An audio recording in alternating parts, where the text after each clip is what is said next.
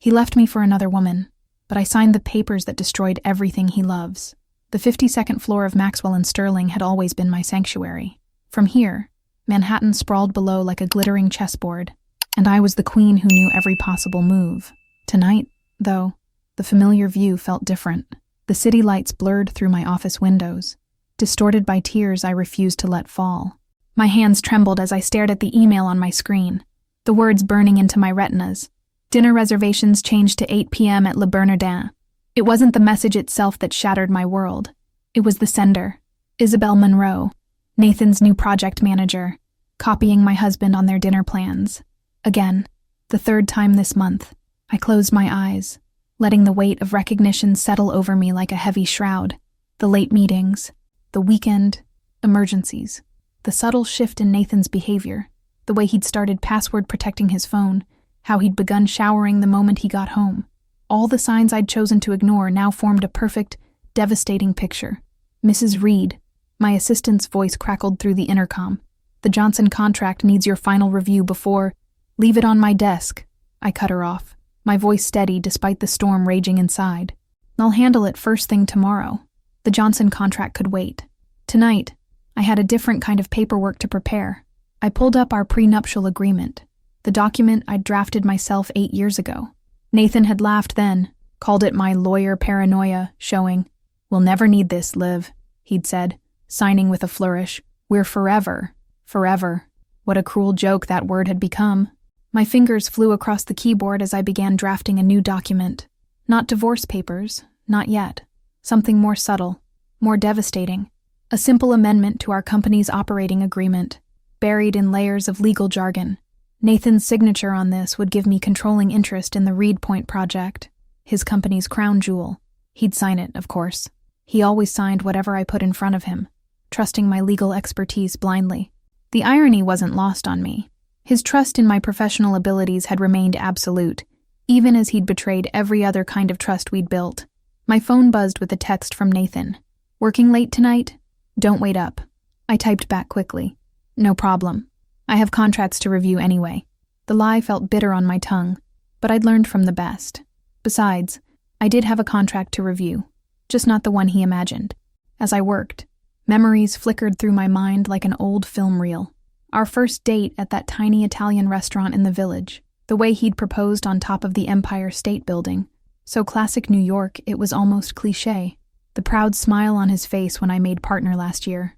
We'd been perfect on paper, the power couple everyone envied. Successful lawyer wife, real estate mogul husband. The dream, but perfection, I was learning, came at a price. And soon, Nathan would learn exactly how high that price could be. The city darkness deepened outside my window as I finalized the document. In the glass reflection, I caught a glimpse of myself, designer suit perfectly pressed, not a hair out of place. The image of composed professionalism I'd spent years cultivating. Only my eyes betrayed me, holding a cold fury I barely recognized. My phone buzzed again. A photo this time, accidentally sent to our shared cloud account. Nathan and Isabel at Le Bernardin, their heads close together over candlelight. He was wearing the tie I'd given him for our last anniversary. I hit print on the document I'd prepared. Tomorrow, I'd have my secretary add it to the stack of routine paperwork Nathan needed to sign before his big board meeting. He wouldn't read it carefully. He never did. That was the thing about trust. It made you vulnerable, made you blind. As I gathered my things to leave, I caught my reflection again. A smile played at the corners of my mouth, but it wasn't the warm expression that used to greet Nathan each evening. This was something else entirely. The smile of a woman who had nothing left to lose, and therefore, everything to gain. I shut down my computer and straightened my desk with precise movements. Tomorrow would be another perfectly orchestrated day in the life of Olivia Bennett Reed.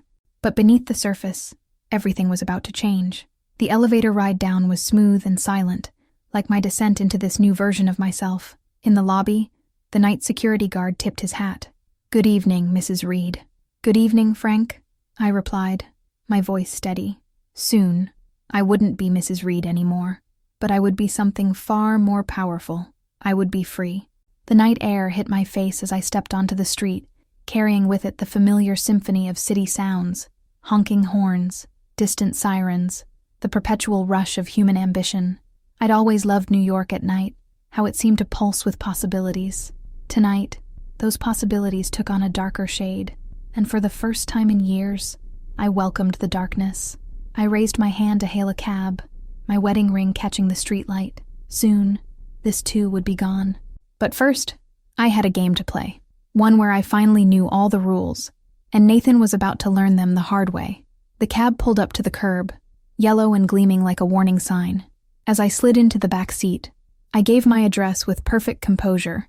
The game was about to begin, and I intended to play it flawlessly. After all, perfection had always been my specialty. Morning light streamed through our penthouse windows, casting long shadows across the marble countertops of our kitchen. I stood at the espresso machine, watching Nathan rush through his usual routine. 8 years of marriage had made his movements predictable, checking his phone, adjusting his tie, barely touching the breakfast I'd prepared. "You're home late," I said, sliding his favorite mug across the counter. The perfect wife, still playing her part. The Richardson deal is proving complicated. He didn't meet my eyes, focused instead on his phone. Another email from Isabel, no doubt. I took a slow sip of my own coffee, savoring the bitter taste. "I have those documents ready for your board meeting. Standard procedure. Just need your signature." Now he looked up, flashing that smile that had once made my heart skip. "And what would I do without you managing all the legal details? I wonder," I murmured, pulling out the stack of papers. Buried in the middle was my carefully crafted amendment. My hand stayed steady as I handed him the pen, the same Mont Blanc I'd given him on our 5th anniversary. Nathan signed without reading, just as I knew he would. Each flourish of his signature was another nail in the coffin of his empire. I felt a flicker of something, not quite guilt, perhaps nostalgia for the man I'd thought he was. "I'll have Sarah file these," I said, gathering the papers. "Good luck with your meeting." He was already heading for the door, trailing expensive cologne and distraction. "Dinner tonight." "Can't. The Morrison case needs my attention." The lie came easily now. In truth, I had a different kind of preparation for the evening. The moment the door closed behind him, I let my perfect posture slip, just for a second. Then I straightened, smoothed my skirt, and called my assistant. "Sarah, those documents we discussed, make sure they're filed immediately, and get me everything you can find on Isabel Monroe." The day unfolded like a chess match. While Nathan charmed his board members, unaware of the time bomb now ticking in their corporate structure, I began my own careful moves. Each email I sent, each call I made, was another piece shifting into position. By afternoon, Sarah had delivered a comprehensive file on Isabel Harvard Business School, rapid promotions at her last 3 firms, a pattern of close relationships with married executives, followed by mysterious departures. Interesting. I was studying the file when my office door opened. The woman herself stood there, all calculated grace in a dress that probably cost more than most people's monthly rent. Mrs. Reed. Her smile was perfect, practiced. "I hope I'm not interrupting." I gestured to the chair across from my desk, my own smile equally flawless. "Not at all, Miss Monroe. What brings you to the legal department?" She settled into the chair, crossing her legs with deliberate elegance. "I wanted to discuss the Reed Point project. Nathan mentioned you're handling the contractual aspects." Of course he did. I wondered if she knew about the amendment yet, if she'd suggested this little visit, or if Nathan had sent her to do damage control. Indeed, I pulled up the relevant documents on my computer, watching her reflection in my screen. She was studying me just as carefully as I was studying her. Though I'm surprised Nathan didn't come himself. "Oh, he's been so busy lately." She leaned forward slightly, conspiratorial. "I'm sure you understand, with how demanding your own schedule is." The irony was exquisite. Here she sat, in my office, offering sympathy for my husband's absence, an absence she was directly responsible for. Completely. I turned my screen toward her, displaying a complex legal document. Now, about Reed Point. For the next hour, we danced around each other with corporate pleasantries and technical discussions. She was good. I had to give her that. Every response was calculated, every gesture designed to disarm. "One last thing," I said as she stood to leave. "How did you find Le Bernardin last night? Nathan's always raving about their seafood." The smallest flinch, almost imperceptible, but I caught it in my peripheral vision as I pretended to study my computer screen. "I haven't had the pleasure," she recovered smoothly. "Perhaps I should try it sometime." "You should." I looked up, meeting her eyes directly. "Their surveillance system is excellent." State of the art. They keep footage for months. The color drained from her face so subtly that anyone else might have missed it. But I'd been trained to notice details. It was what made me exceptional at my job. After she left, I sat back in my chair, letting the satisfaction wash over me. The first domino had fallen. Soon, the rest would follow. My phone buzzed with a text from Nathan. "Working late again. Don't wait up." I typed back, "Of course. Take care." Then I opened my bottom drawer and pulled out a USB drive containing security footage from Le Bernardin. Sometimes the best weapons weren't legal documents or corporate maneuvering. Sometimes they were just the truth, carefully preserved and precisely deployed. The sun was setting over Manhattan, painting the sky in shades of amber and blood red. I walked to my window, watching the city transition from day to night. Somewhere out there, Nathan and Isabel were probably meeting again, thinking they were so clever, so discreet. Let them have their evening. Tomorrow, the real game would begin. I pulled out my phone and dialed a familiar number. "James, it's Olivia Reed. Remember that favor you owe me? I need access to some financial records." The city lights winked on one by one, like stars emerging in a dark sky. But unlike last night, I didn't feel lost in the darkness. I was becoming it, silent, patient, and absolutely certain of what needed to be done. The first tremor hit on a Wednesday morning. I felt it before I saw it, a shift in the air at Maxwell and Sterling, whispered conversations that stopped when I walked by. Then James called. "Olivia, you need to see this." His voice held the careful neutrality of someone delivering bad news that wasn't actually bad news. "The audit reports you requested. There are irregularities in Reed Development's accounts." I leaned back in my chair, phone pressed to my ear. "What kind of irregularities?" "The kind that make the SEC very interested." A pause. "The kind that could sink a company." My hand tightened on the receiver. "Send me everything." The files arrived encrypted, each spreadsheet a weapon waiting to be deployed. Nathan had always been creative with his accounting. I'd known that much. But seeing the full scope of it laid bare in columns of numbers and hidden transactions made something cold settle in my stomach. I was still studying the documents when my office door burst open. Nathan stood there, his usual polished facade cracking at the edges. His tie was slightly askew, a detail so unlike him it almost made me smile. "Did you know about this?" He threw a stack of papers onto my desk. The amendment I'd slipped into his signing stack sat on top, now bearing red circles and question marks. I picked it up, examining it with professional detachment. "The revised operating agreement? Of course. I drafted it. This gives you controlling interest in Reed Point. How did—" He stopped, realization dawning. "You knew I wouldn't read it, just like you knew I wouldn't read your text messages to Isabel." The words came out softer than I intended, weighted with all the hurt I'd been trying to bury. He flinched, then rallied. "This is corporate sabotage. I'll have you disbarred." "For what?" "Having my husband sign a perfectly legal document." I stood, matching his height in my heels. "Go ahead. Explain to the ethics board how you signed without reading, how you trusted your wife so completely while you were sleeping with your project manager." The color drained from his face. "How did you—" "Le Bernardin keeps excellent security footage." I turned my computer screen toward him, where a still image showed him and Isabel in an intimate moment. Among other things, he sank into the chair across from my desk, suddenly looking older. "Why are you doing this?" "Because you left me no choice." I pulled out another file, the audit reports.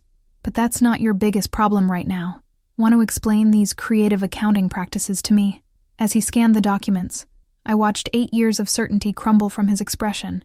Nathan had always been good at projecting confidence, at making people believe in his version of reality, but numbers didn't lie. "This isn't—" "I can explain." He ran a hand through his perfectly styled hair, messing it up. "Isabel suggested some alternative investment structures." "Isabel?" I couldn't help the laugh that escaped. "The same Isabel who did this at her last 3 firms. You should really run better background checks on your employees." His head snapped up. "What are you talking about?" I slid another file across the desk. "She has a pattern, Nathan. Get close to the boss, suggest some creative financing, then disappear when things start falling apart, usually with a hefty severance package." "No." He shook his head. "You're lying. She wouldn't—" "Call her." I gestured to his phone. "Ask her about Turner Industries or Blackwell Finance. See how she explains those departures." He pulled out his phone with shaking hands. 3 attempts to reach Isabel, straight to voicemail. I could see the doubt creeping in. The first real cracks in his perfect world. "What do you want?" he finally asked, his voice hollow. "Originally, to hurt you, like you hurt me." I walked to my window, looking out at the city that had witnessed our rise and now would watch our fall. "But this is bigger than that now. You've put the entire company at risk. Hundreds of jobs, millions in investments. I can fix it." "No, you can't." I turned back to face him. But I can. If you step down quietly and let me take control of Reed Point." "You're blackmailing me." "I'm offering you a way out." I sat on the edge of my desk. "The SEC will find these irregularities eventually. When they do, someone will have to take the fall. It can be you or—" I let the implication hang. He stood abruptly, knocking over his chair. "You've changed, Olivia." "No." I met his gaze steadily. "Meant I've just stopped pretending to be who you wanted me to be." After he stormed out, I sat in the growing darkness of my office. My phone buzzed. A text from an unknown number. "Smart moves. We should talk. Isabel." I deleted the message without responding. Isabel might think we were playing the same game, but she didn't understand the rules had changed.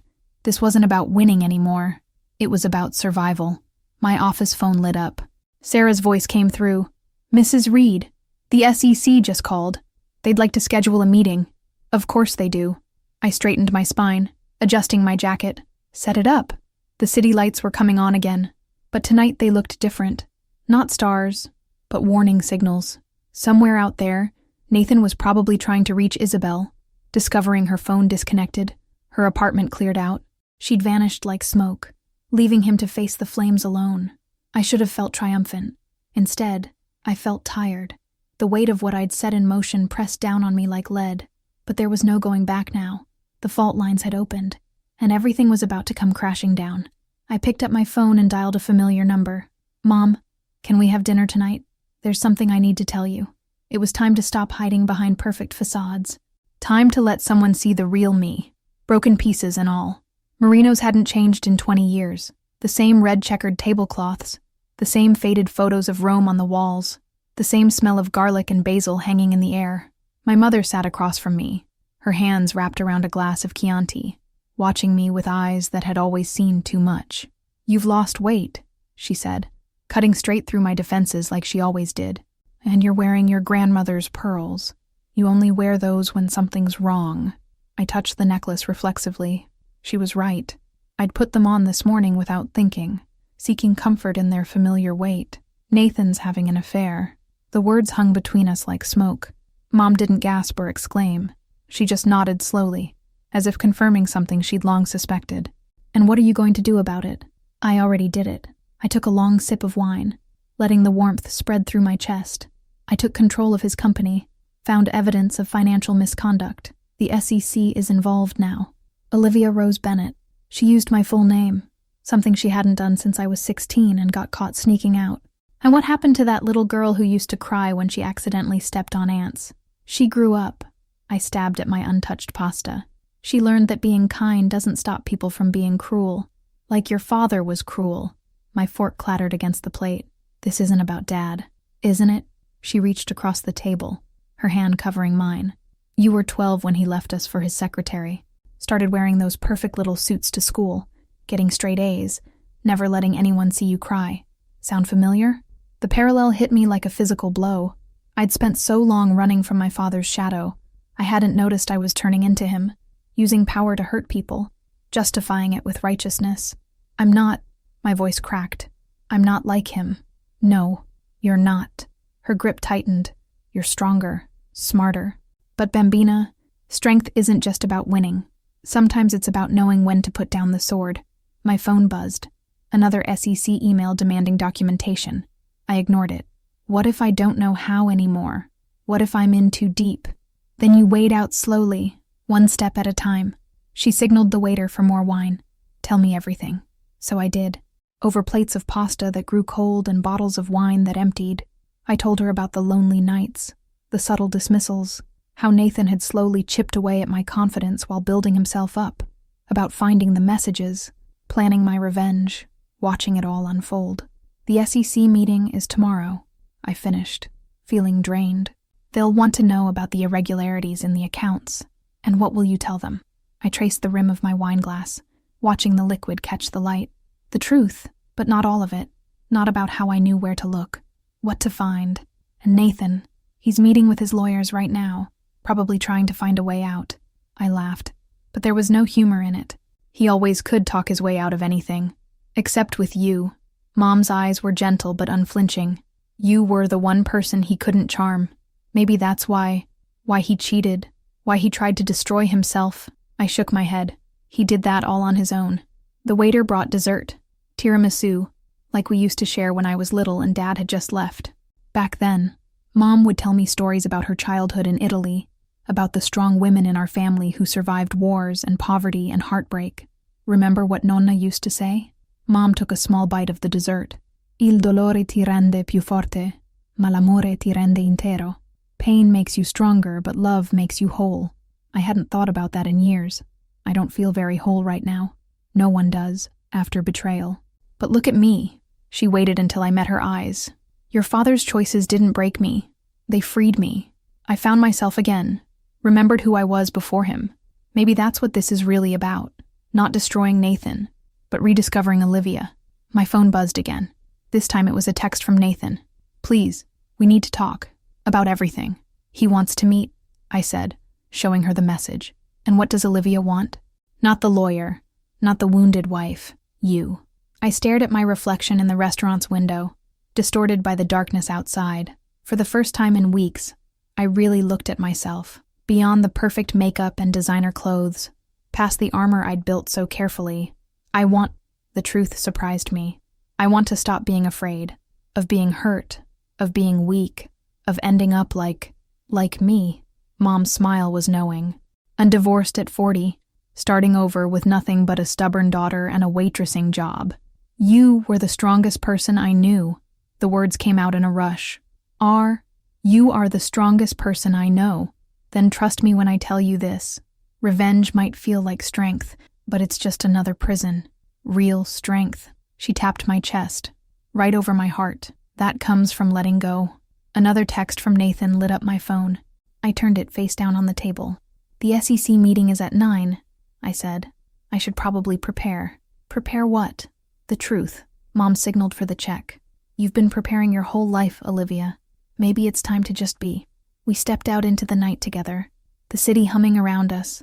Mom hugged me tight, like she used to when I was small, and the world felt too big. Whatever you decide tomorrow, she whispered, remember who you are. Not who he made you, not who your father made you, who you really are. I watched her cab disappear into the traffic, her words echoing in my mind. Who was I, really? The perfect wife, the ruthless lawyer, the scared 12-year-old girl? My phone buzzed one more time. The SEC, confirming tomorrow's meeting. In less than 12 hours, I would have to decide. Continue down this path of destruction, or find another way.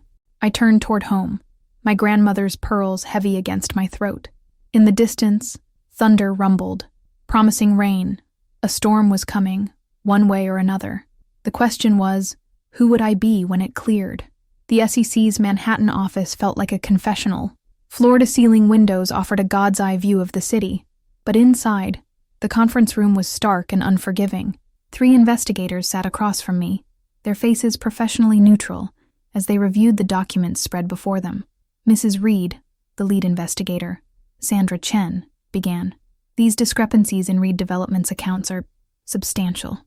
I nodded, hyper-aware of my lawyer, David Martinez, sitting silently beside me. I'd known David for 15 years. He'd been my mentor at Maxwell and Sterling before I made partner. Now he was here to protect me, though from what, I wasn't entirely sure anymore. The creative accounting methods employed here, Sandra continued, sliding forward a particularly damning spreadsheet, suggest a pattern of deliberate misrepresentation. As both corporate counsel and Mr. Reed's wife, you must have had some awareness. The question hung in the air like smoke. I thought of my mother's words from last night. The truth, but not all of it. Where did one end and the other begin? I discovered the irregularities during a routine audit, I said carefully. As soon as I understood their significance, I brought them to your attention. After securing control of Reed Point through an amendment to the operating agreement, the youngest investigator, Philip Stars according to his nameplate, leaned forward. Convenient timing, David shifted beside me, ready to object, but I touched his arm.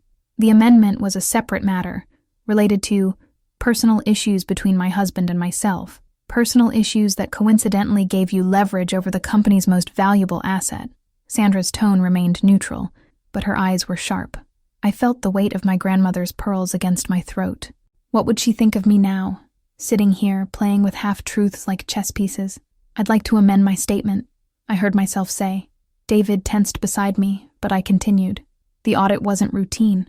I looked for those irregularities specifically because I suspected Nathan, Mr. Reed, was engaged in questionable practices. Sandra's eyebrows rose slightly. And what led you to that suspicion? I discovered he was having an affair with Isabel Monroe, his project manager. The words felt like glass in my mouth. She has a history of involvement in similar financial schemes at other firms. When I realized their relationship, I began investigating the company's records.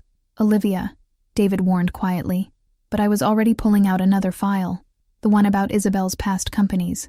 Turner Industries, Blackwell Finance, I listed, sliding the documents across the table. Ms. Monroe was involved in similar patterns of financial manipulation at both firms. In each case, she disappeared before the irregularities came to light. The investigators exchanged glances. Sandra opened the file, scanning it quickly. And Mr. Reed's involvement in these decisions? This was it, the moment of truth. I could lay it all at Nathan's feet, let him take the fall for everything. It would be easy, clean, the perfect revenge. I touched my grandmother's pearls, remembering my mother's words. Real strength comes from letting go. Nathan trusted people too easily, I said finally. He believed in grand visions and quick returns. Miss Monroe exploited that, but he was a willing participant. He signed documents without reading them, including mine. That makes him negligent, perhaps criminally so, but not necessarily malicious. And you, Phillips asked, where do you fit in this picture? I met his gaze steadily. I used my husband's trust against him to gain control of Reed Point. I did it for personal reasons, not financial ones, but that doesn't make it right. I'm prepared to step down from my position and cooperate fully with your investigation. The room fell silent. Outside, rain began to fall, streaking the windows and blurring the city beyond. Mrs. Reed, Sandra said after a long moment, you understand that this statement could have serious consequences for your career. I understand. My voice was steady, even as my hands trembled beneath the table. But I'm tired of perfect facades. The meeting continued for another 2 hours. Every document examined, every transaction questioned. By the time we finished, the rain had stopped, leaving the city washed clean and glistening. In the elevator, David finally spoke. That was either the bravest or stupidest thing I've ever seen you do. Maybe both. I smiled slightly. Thank you for not trying to stop me. Would it have worked if I had? We both knew the answer. As we reached the lobby, my phone buzzed with a text from Nathan. Heard about the SEC meeting. Need to see you? Please. This time, I didn't ignore it. Meet me at Marino's, 7 p.m. David caught my arm as I turned to leave. Olivia, whatever you're thinking of doing, I'm thinking of telling the truth, I said. All of it, this time. I stepped out into the afternoon sun. The air smelled different after rain. Cleaner, fresher, like possibilities. My phone buzzed again. Mom, remember who you are. I looked at my reflection in a store window as I passed. For the first time in weeks, I recognized the woman looking back at me. She wasn't perfect. She wasn't unbreakable, but she was real. Nathan was waiting for me at Marino's, and after that, there would be more meetings, more consequences, more choices to make. But for now, I walked through the city streets, letting each step carry me further from who I'd been and closer to who I might become. The pearls at my throat felt lighter somehow, not weighing me down anymore, but holding me up, reminding me of all the strong women in my family who had faced their truths and found themselves in the process. It was time I did the same. Nathan was already at our old table when I arrived at Marino's, nursing what looked like a double scotch. He'd loosened his tie and rolled up his sleeves, small acts of dishevelment that spoke volumes about his state of mind. 8 years of marriage had taught me to read these signs like weather patterns before a storm. You look terrible, I said, sliding into the seat across from him. It wasn't meant as an insult, just an observation. The perfectly polished Nathan Reed had finally cracked. Isabel's gone. He drained his glass. Everything's gone. The SEC, the board, the investors. They're all circling like vultures. And you—" He looked up at me. "And you told them everything." "Not everything." I picked up the menu I didn't need to read. Just enough truth to matter. The waiter approached, the same one from last night with my mother. His eyes flickered between us, sensing the tension. "Signora Reed? The usual?" "No." I set down the menu. "I'll have the spicy arrabbiata tonight, and a glass of the Barolo." Nathan's eyebrows rose slightly. In 8 years of dining here, I'd always ordered the safe, reliable fettuccine Alfredo. Feeling adventurous, feeling honest. I met his gaze. "We should try it sometime." He flinched, then gestured for another scotch. We sat in silence until our drinks arrived. The familiar sounds of the restaurant washing over us. Clinking glasses, murmured conversations. The steady rhythm of life going on around our private apocalypse. "Why did you do it?"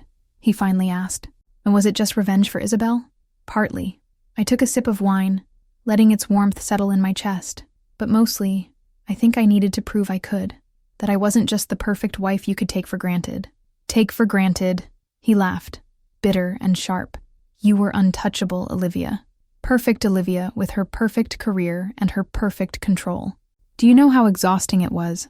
Never being able to measure up. Exhausting." My hand tightened on my wine glass.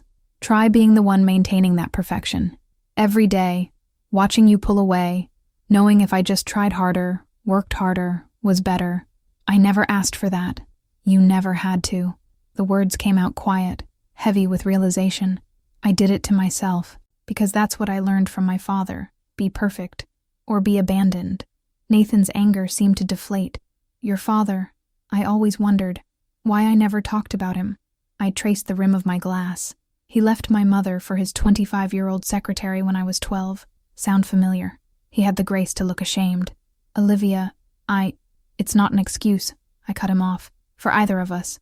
What you did with Isabel, what I did with the company. We both chose to hurt each other." Our food arrived, steam rising from the plates like ghosts of better dinners past. I took a bite of the arrabbiata, letting its heat burn away the lump in my throat. "They found Isabel," Nathan said after a while. "In Dubai. She emptied 3 corporate accounts before she disappeared." "I know." At his surprised look, I added, "The SEC told me this afternoon. She's done this before." "Nathan, you weren't special. Just convenient." He pushed his pasta around his plate. "Like you were convenient for me. A beautiful, brilliant wife to make me look good. Were we ever really in love?" I asked suddenly. "Or were we just 2 broken people trying to look whole?" "I loved you," he said, then corrected himself. "I love you. Just not in the way you needed, and not enough to be honest about it." "I love you too," I realized. But I love the idea of us more than the reality. Perfect power couple, perfect marriage, perfect lie. "So what now?" He set down his fork. "The SEC wants to press charges. The board wants my resignation. You control Reed Point. Game over. You win." It was never about winning. I reached across the table, not quite touching his hand. "I'm stepping down from Reed Point, and I told the SEC that while you were negligent, you weren't the mastermind. Isabel was. Why would you do that? After everything?" "Because I'm tired of letting pain define my choices." I sat back, remembering my mother's words. "And because destroying you won't fix what's broken in me." He was quiet for a long moment.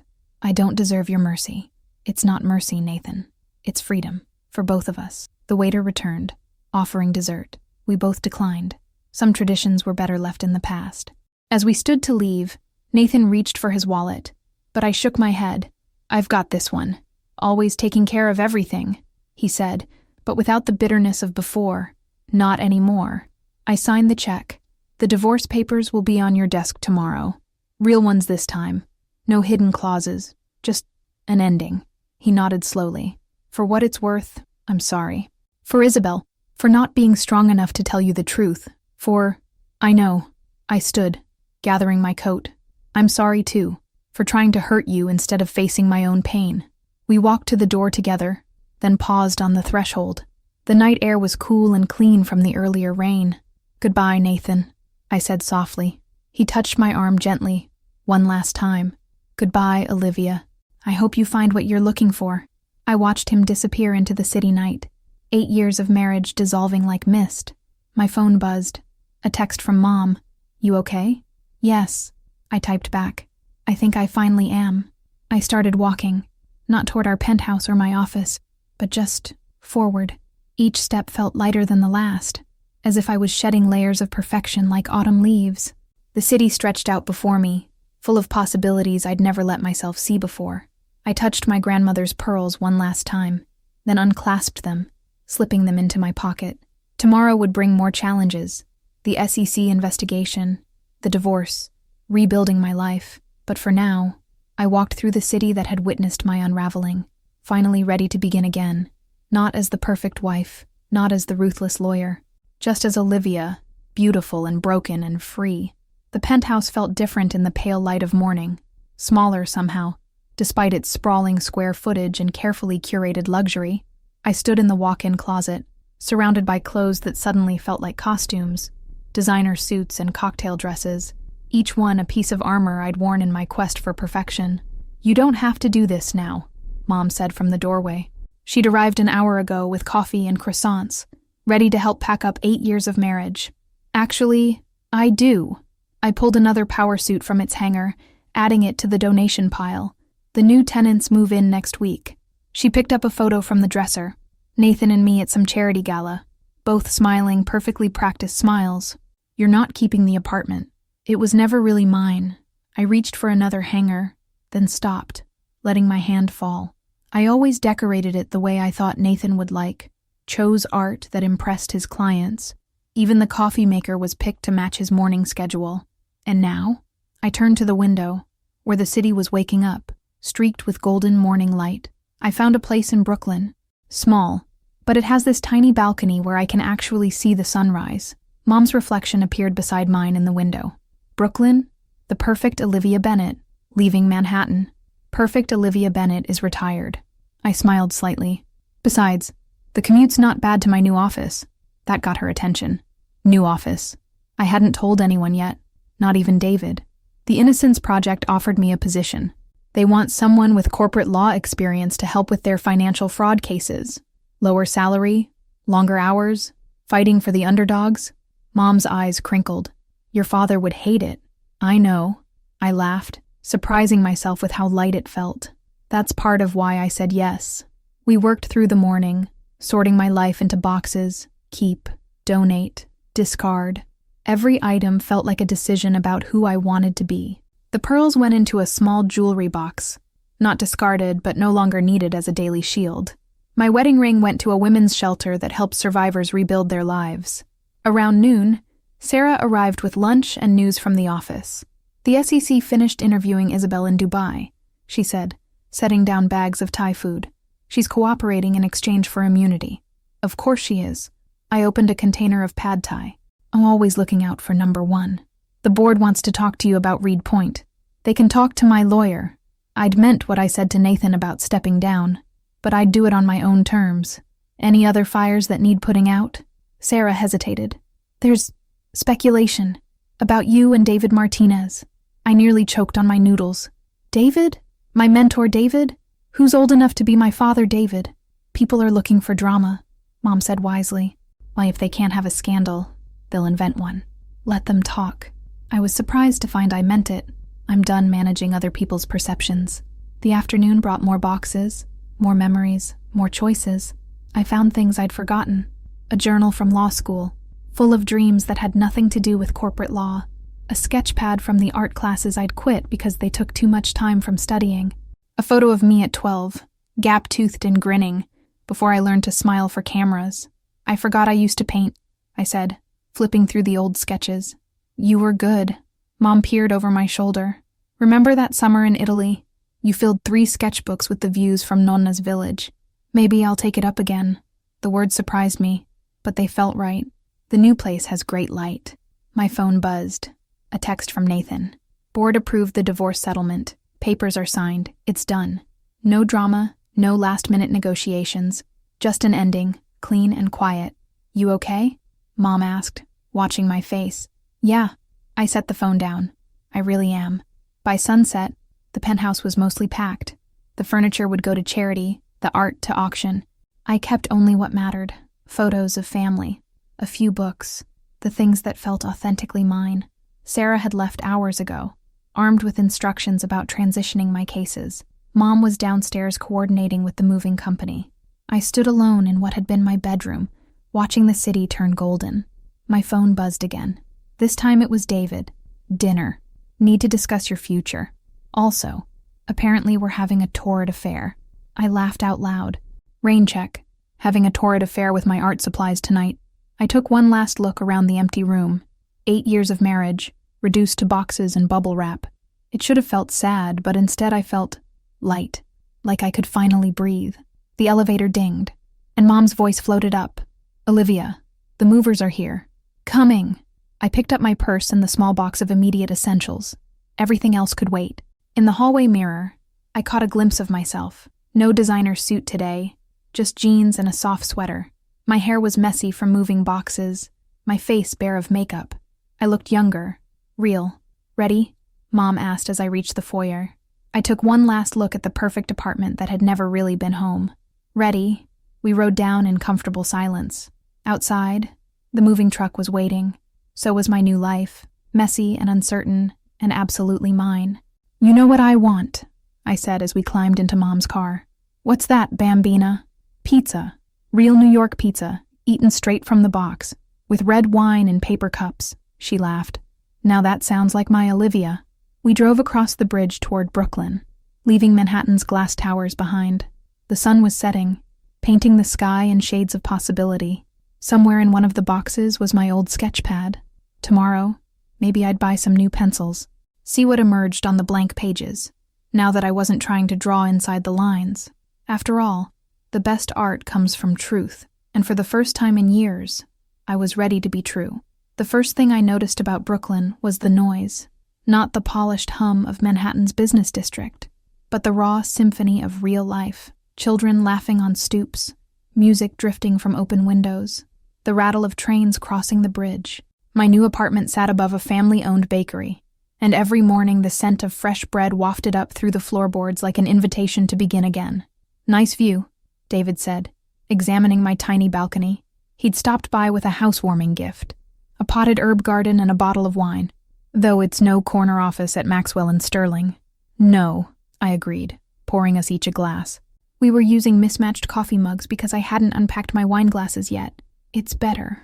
The morning sun caught the basil leaves, making them glow emerald.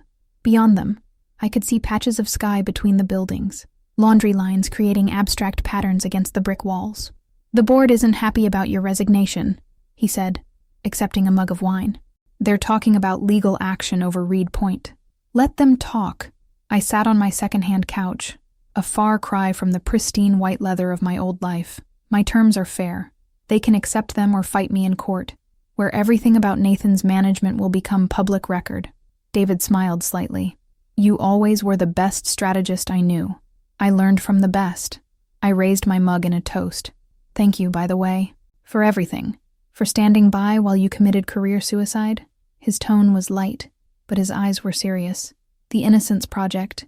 Olivia? Really? I start Monday. I pulled my legs up under me. Another casual gesture that would have been unthinkable in my old life. My first case is a woman who was convicted of embezzlement. 10 years in prison because her boss set her up to take the fall for his crimes. And this interests you more than million-dollar mergers? It interests me more than being the person I used to be. He studied me for a long moment. You look different. I am different. I glanced at my reflection in the window. I was wearing jeans and an old Columbia Law t-shirt, my hair pulled back in a messy bun. No makeup, no armor. Is that a bad thing? No, he said softly. It's like watching someone come back to life. A knock at the door interrupted us. Mrs. Rossi from the bakery downstairs stood there with a paper bag that smelled of heaven. Focaccia, she announced, pressing the bag into my hands. Still warm. You're too skinny, Bella. Divorce is no excuse not to eat. News traveled fast in the neighborhood, but unlike the whispered gossip of Manhattan's elite, there was warmth in Mrs. Rossi's concern. Grazie, I said, the Italian feeling natural on my tongue after all those summers with Nonna. Her face lit up. Ah, parli italiano. Tomorrow, you come down for espresso. We talk properly.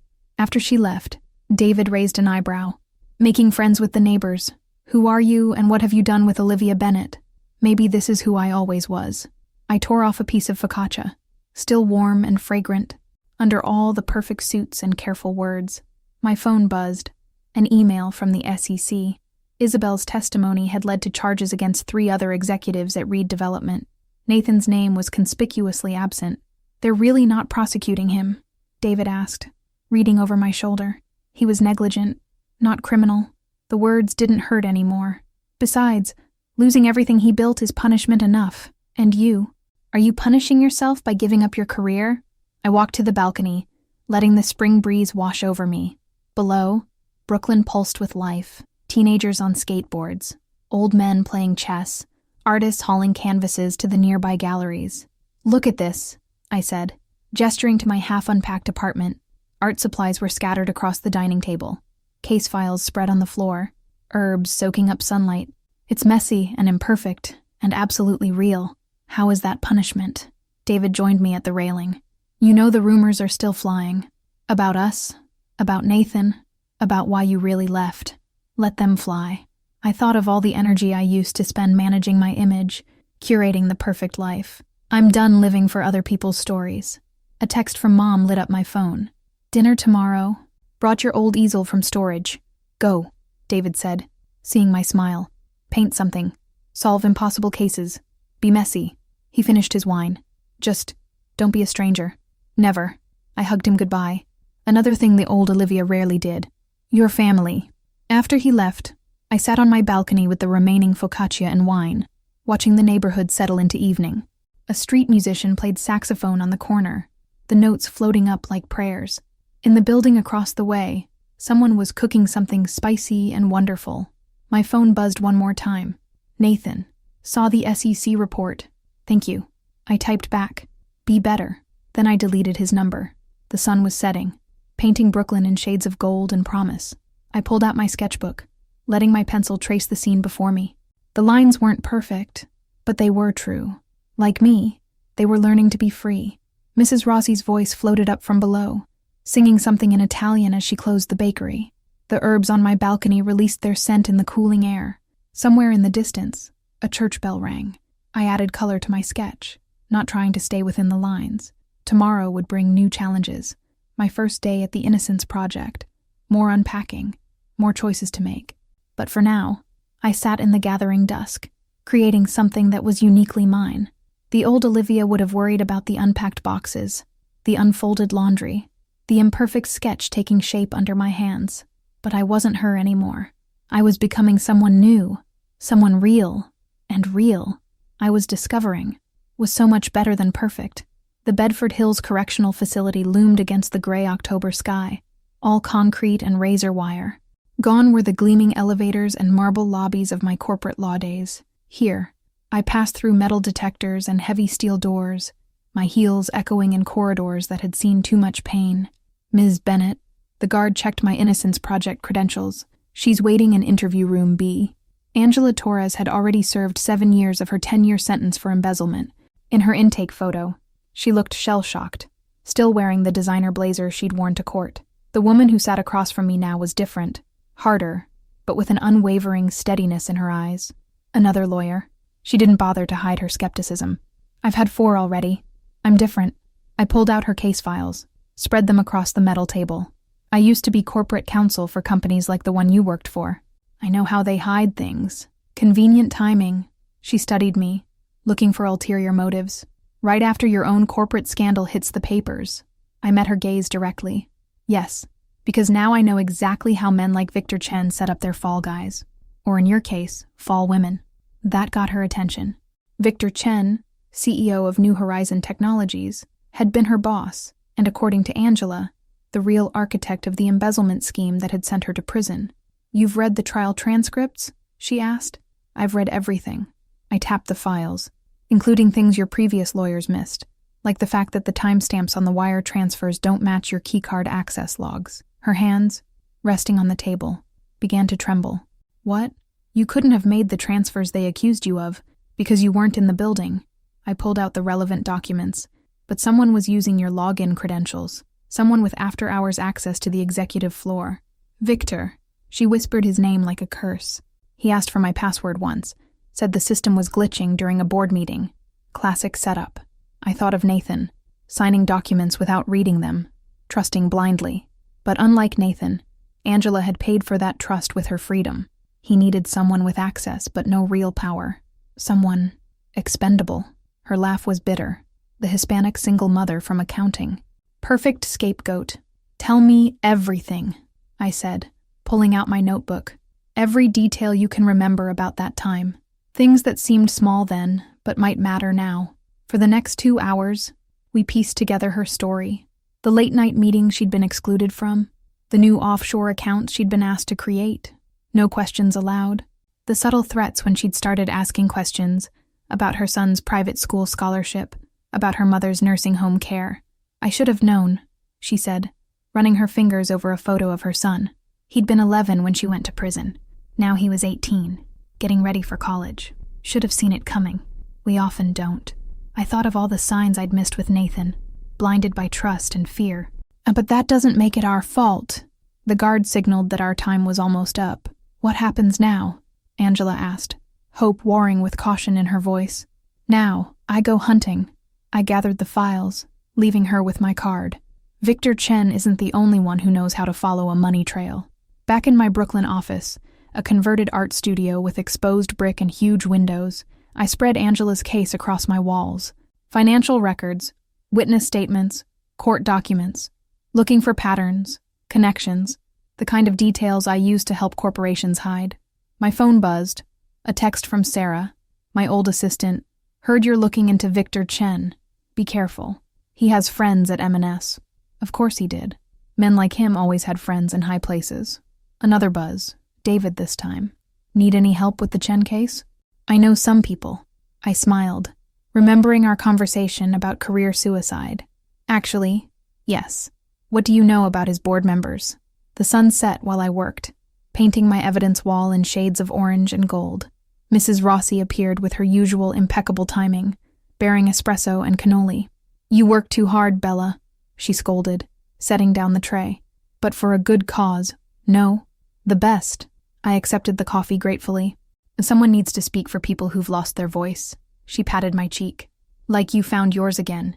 Yes. I looked around my office, at the artwork on the walls, the herbs thriving on the windowsill, the messy but purposeful spread of my work. Yes, exactly like that. After she left, I stood at the window, watching Brooklyn settle into night. Somewhere out there, Victor Chen was probably sitting in his penthouse, feeling untouchable, just like Nathan had. Once, just like I had. My phone buzzed one more time. Mom, bringing dinner. And you're painting tonight, no arguments. The soul needs beauty, not just justice. I traced the outline of Angela's face in her intake photo. 7 years lost. A son grown up without his mother. All because someone with power decided she was expendable. Not anymore. I picked up my phone and dialed a familiar number. David. About those people you know. I'm going to need everything they have on New Horizons offshore accounts. And David, this time, we're using the truth to set someone free. The city lights winked on, one by one, like stars emerging from darkness. I added another document to my wall, a photograph of Angela with her son, before everything fell apart. A reminder of what I was fighting for. Tomorrow, I'd start tracking the money. Tonight, I'd paint. Because Mom was right. The soul needs beauty. And sometimes, beauty and justice were the same thing. I opened my sketchbook, letting my hand move freely across the page. The image taking shape wasn't perfect. A woman breaking free from chains, reaching for light. But it was true. Like Angela's story. Like mine. Like the person I was becoming. One case, one truth, one sketch at a time. You have a visitor. Ms. Bennett. I looked up from the maze of financial documents spread across my desk to find Victor Chen himself filling my office doorway. He wore the same brand of suit Nathan had favored, carried the same air of entitled confidence. 6 months ago, I might have been intimidated. Now, I just saw another paper tiger, all surface and no substance. Mr. Chen. I didn't stand. I don't recall scheduling an appointment. I was in the neighborhood.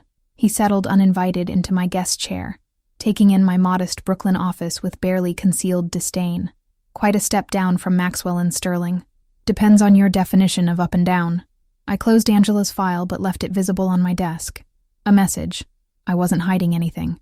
Well, what can I do for you? It's more what I can do for you.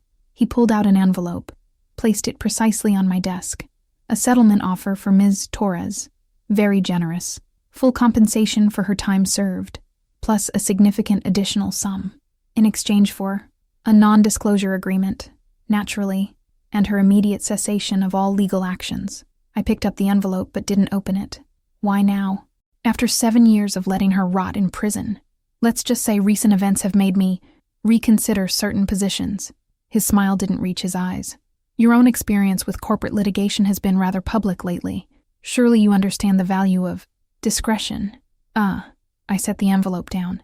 You're afraid, not of Angela's case, but of what else might come out during discovery. A flicker of something, anger, fear, crossed his face. And I'm offering your client freedom and financial security. Many would consider that a win. Angela's already got her freedom lined up. I opened her file, turned it so he could see the evidence I'd gathered. These timestamps, just the beginning. Want to explain the offshore transfers that somehow slipped past the original investigation? You're playing a dangerous game, Ms. Bennett. No, I'm not playing at all. I met his gaze steadily. And that's the difference between then and now. This isn't about winning or losing. It's about the truth. The truth, he laughed. You destroyed your husband's company over a personal vendetta. Don't pretend you have any moral high ground here. You're right. My calm admission seemed to startle him. What I did to Nathan was wrong. That's why I stepped down. Why I'm here now. But you... I pulled out another document. A copy of Angela's son's high school graduation photo, taken in the prison visiting room. You stole 7 years of this boy's life with his mother, and you're still trying to buy your way out instead of facing what you did. You have no proof. Actually, I do. I pressed a button on my phone. David, can you come in, please? David entered, carrying another file. Mr. Chen, we met at the Thompson merger last year. I believe you know my colleague at the SEC? Chen's facade cracked slightly. You're bluffing. 8 offshore accounts, I said quietly. 3 shell companies, all traced back to your personal server. Angela's login credentials were used as a smokescreen, but the IP addresses tell a different story. You can't. We already have. David set the file in front of him. The SEC is very interested in patterns, Mr. Chen, especially when they match other recent cases, like, say, Reed Development. The mention of Nathan's company hung in the air between us. Chen's hands, I noticed, were trembling slightly. 1 hour, I said. That's how long you have to go to the DA and confess. After that, this all goes public. Every transaction, every cover-up, every life you ruined to protect your empire of paper. You would risk your own reputation. The scandal at Reed Development is exactly why they'll believe me. I stood. 1 hour, Mr. Chen, tick-tock. After he left, David let out a low whistle. That was either incredibly brave or incredibly stupid. I learned from the best. I picked up my phone. I need to call Angela. She answered on the first ring. Olivia? What's wrong? Nothing's wrong. I looked out my window at the Brooklyn street below, where real life went on, messy and beautiful. Everything's about to be right. Later that evening, I sat on my balcony with Mom, watching the sunset paint the sky in shades of redemption. Chen's confession was all over the news. Another corporate titan fallen. Another truth exposed. You know what this means? Mom handed me a glass of wine.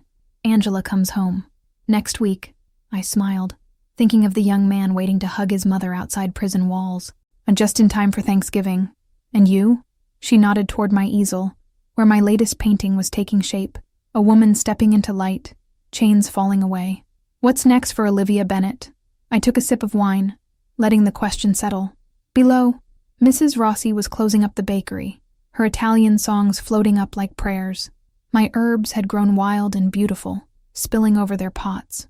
On my desk inside, 3 new case files waited. More stories of people who needed someone to fight for their truth. I think, I said slowly, I'm exactly where I need to be. The city lights were coming on, stars emerging in the urban sky, but they didn't look like warning signals anymore. They looked like possibilities. Each one a story waiting to be told, a truth waiting to be revealed. I picked up my paintbrush, adding another touch of light to the canvas. The woman in the painting wasn't perfect. Her edges were soft, her lines uncertain, but she was real. She was free, like Angela would be, like I already was. The morning Angela Torres walked out of Bedford Hills, the November air was crisp enough to make your eyes water. Or maybe that was just the tears I was trying to hold back as I watched her step through the gates, carrying 7 years of her life in a small cardboard box. Her son, Miguel, reached her first, all gangly teenage limbs and barely contained emotion. They collided in a tangle of tears and laughter, speaking rapid Spanish that needed no translation. Angela's mother joined them, making the circle complete. I stood back, giving them space, until Angela caught my eye over Miguel's shoulder. "Get over here," she called. "You're family now, too." Family. Such a simple word for such a complicated thing. The drive back to Brooklyn was filled with Angela discovering her son anew, his college acceptance letters, his part-time job teaching kids to code, the small details of his life that prison visits couldn't capture. Her mother had kept everything, every report card, every photograph, creating a paper bridge across those lost years. "We're having Thanksgiving at my place," I announced as we crossed the bridge into Brooklyn. "Mrs. Rossi's already planning the menu, Italian-American fusion. Hope everyone likes pumpkin cannoli." "You don't have to," Angela began. "Yes, I do." I caught her eye in the rearview mirror. "Besides, my mom's coming too. She's dying to meet you." The next week passed in a blur of paperwork and preparations. Angela's exoneration was official, her record expunged. Victor Chen's confession had opened floodgates. 3 other executives were indicted, and more cases like Angela's were coming to light. The morning of Thanksgiving, I woke before dawn and went to my balcony. The herbs were frost-tipped but still fragrant, survivors adapting to change. Below, Mrs. Rossi was already in her bakery, the scent of fresh bread mixing with the promises of the day ahead. My phone buzzed. A news alert. Victor Chen had pleaded guilty to all charges. No deals, no bargains, just truth, finally spoken. Another buzz. "David, need any help with dinner? I make a mean cranberry sauce." And another. "Mom, bringing Nona's china. Some occasions deserve the good plates." I smiled, remembering all the perfect Thanksgivings in my old life. Crystal glasses, color-coordinated decorations, conversations as carefully curated as the wine list. This would be different. Messy. Real. The guests began arriving mid-afternoon. David with his cranberry sauce and a bottle of wine. Mom with Nona's china and her warmth. Mrs. Rossi with an army of desserts, insisting on helping in the kitchen. Miguel, proudly wearing his Columbia University sweatshirt, eager to tell everyone about his scholarship. Angela was the last to arrive, carrying a dish I recognized from prison visits. Her grandmother's arroz con gandules, made from memory in her newly restored kitchen. "I almost didn't make it," she said, setting down the dish. "Kept thinking it was a dream, that I'd wake up back in my cell. But you didn't." I handed her a glass of wine. "You're home." She looked around my apartment, taking in the eclectic mix of people and food and love. "We both are." The meal wasn't perfect. The turkey was slightly overdone, the table too crowded, the conversations overlapping in English, Italian, and Spanish. Mrs. Rossi's cannoli got into a friendly competition with Angela's flan. David's cranberry sauce was actually store-bought. "I never said I made it myself," he defended with a grin. But as I looked around the table, I saw something better than perfection. I saw truth, in Miguel's hand resting on his mother's shoulder, in the way Angela's mother kept touching her daughter's face, in Mrs. Rossi force-feeding everyone second helpings, in David and Mom arguing playfully about wine pairings. "A toast," David proposed, raising his glass. "To new beginnings. To family," Mom added. "To freedom," Angela said softly. "To truth," I finished. Later, after the dishes were cleared and the leftovers divided, I found Angela on my balcony. She was holding something, a small, wrapped package. "Miguel helped me find it," she said, pressing it into my hands. "Open it." Inside was a silver frame, and in it, a photograph I recognized from her case file. Angela at her college graduation, young and hopeful, the world at her feet. "To remind you," she said, "that everyone deserves a second chance at their dreams." I hugged her, both of us crying a little, both of us understanding that some bonds go deeper than blood or time or prison walls. Inside, I could hear Miguel playing piano, another surprise he'd kept from prison visits. The notes floated out into the Brooklyn night, mixing with Mrs. Rossi's Italian songs from below, with the distant sound of subway trains, with the heartbeat of the city that had seen us both fall and rise again. My easel stood in the corner, the painting of the woman stepping into light now finished. But next to it was a blank canvas, waiting.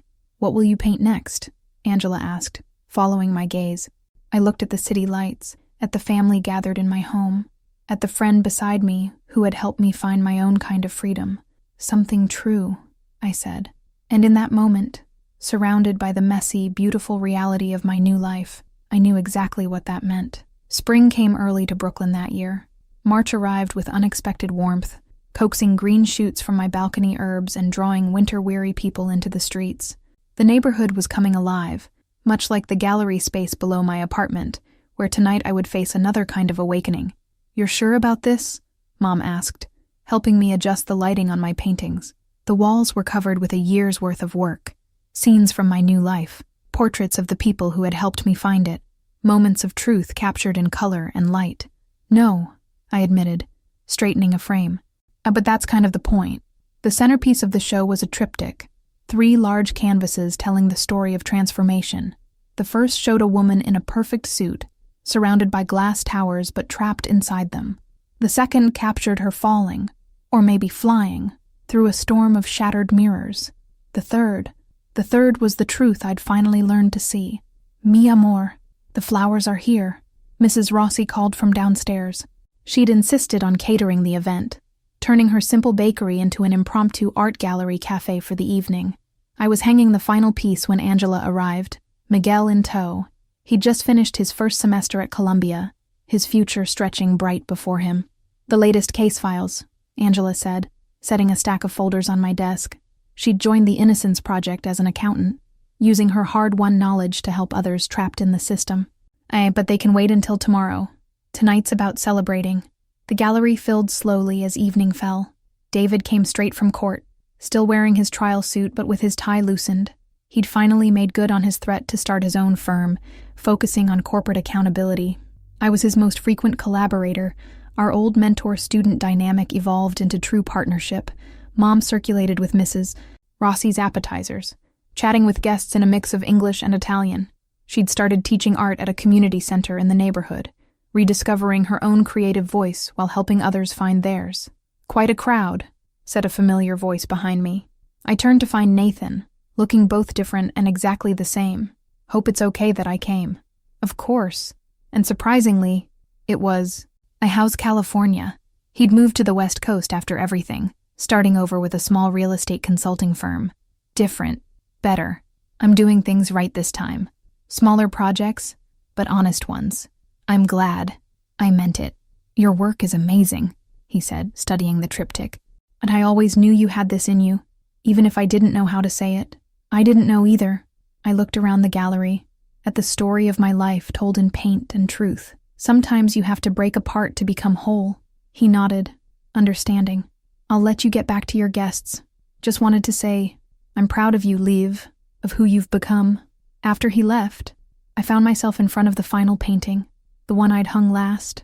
It showed a gathering much like tonight, warm light spilling from windows, people sharing food and laughter, love written in the small gestures between them. But in the center was something else, a woman teaching a young girl to paint, their hands joined on the brush, creating something new together. "Is that you?" asked a small voice. I looked down to find Maria, one of Mom's art students, staring up at the canvas. "Not exactly." I knelt beside her. "It's who I'm going to be." The painting was based on the newest addition to my caseload, a young mother fighting for custody of her daughter while battling charges of fraud. Next week, I'd start teaching art classes at the women's shelter where she was staying. Small steps toward bigger truths. "Want to know a secret?" I asked Maria. "The best art comes from being brave enough to make mistakes, like using the wrong colors." "Exactly," I smiled. Sometimes the wrong colors turn out to be exactly right. The evening wound down slowly, conversations mellowing like good wine. Angela and Miguel left for their weekly dinner tradition. David headed out to prepare for tomorrow's court appearance. Mom and Mrs. Rossi continued their eternal debate about proper cannoli filling. I stepped onto my balcony, breathing in the promise of spring. Below, Brooklyn hummed with life, music from open windows, children's laughter, the endless symphony of real people living real lives. My phone buzzed with a message from the shelter. The art supplies arrived. The women are excited to start tomorrow. Another buzz, a text from a number I didn't recognize. Saw your story in the paper. I need help. My brother was wrongly convicted. And another, Mom. Proud of you, Bambina. Nonna would be too. I touched my neck where the pearls used to rest. They were in a box now. Not forgotten, but no longer needed. The weight I carried these days was different. The good kind of heavy, like paint-stained hands and case files, and the knowledge that every truth revealed helped someone find their way home. Inside, the gallery lights illuminated my year of transformation. The perfect wife was gone, and in her place stood someone real, a woman who had learned that the most beautiful art comes from embracing imperfection, that the strongest hearts are the ones that have been broken and healed, that true power lies not in revenge, but in redemption. I looked at my reflection in the window glass. No designer suit, no careful mask, just me, paint on my fingers, hope in my heart, ready for whatever canvas tomorrow might bring. After all, the best stories, like the best paintings, don't end. They just keep evolving. One brushstroke, one truth, one moment of grace at a time. And I was finally, beautifully, ready to let mine unfold. The end. Thanks for watching to the end. What did you think of this story? Let us know in the comments below. We value your opinion. Click the like button if you enjoyed it, and be sure to subscribe to receive more captivating stories. Activate the bell so that you're always the first to know when a new video is published. See you next time.